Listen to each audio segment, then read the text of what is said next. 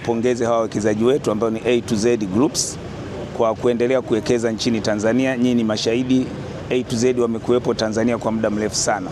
Mpaka sasa hivi wameajiri zaidi ya wafanyakazi 6,000, lakini sasa hivi wamekuja na kiwanda kipya hiki cha vifaa tiba cha zaidi ya bilioni 20 hapa Arumeru katika mkoa wa Arusha.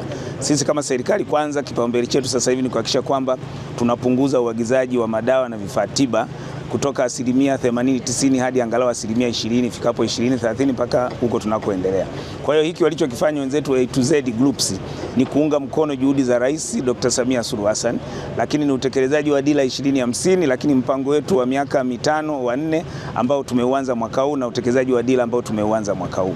Nimefurahishwa sana na maendeleo ya hiki kiwanda ambacho kimsingi kinakuwa tiba kubwa sana katika kupunguza upatikanaji wa vifaa tiba nchini, na itarahisisha na itapunguza vile gharama, kwa sababu kama serikali tunatumia fedha nyingi sana kwa ajili ya kununua vifaa tiba nje. Kwa hiyo nitoe wito kwa wawekezaji wengine waige mfano wa A to Z ambao wapo hapa. Sisi katika mradi ambao mheshimiwa ametembelea leo hapa ni mradi ambao tunahusika na kuzalisha vifaa tiba.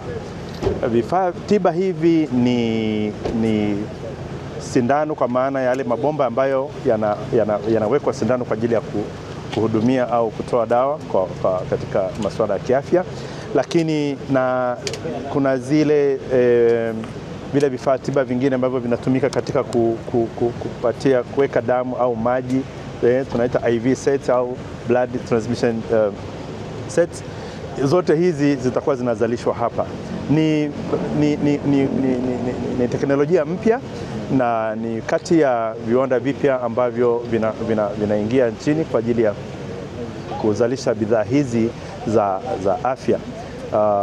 Tunategemea katika mradi huu ukikamilika utakuwa umegharimu kama shilingi bilioni 20 za Tanzania, lakini pia kwa ajira za kuanzia kama 250.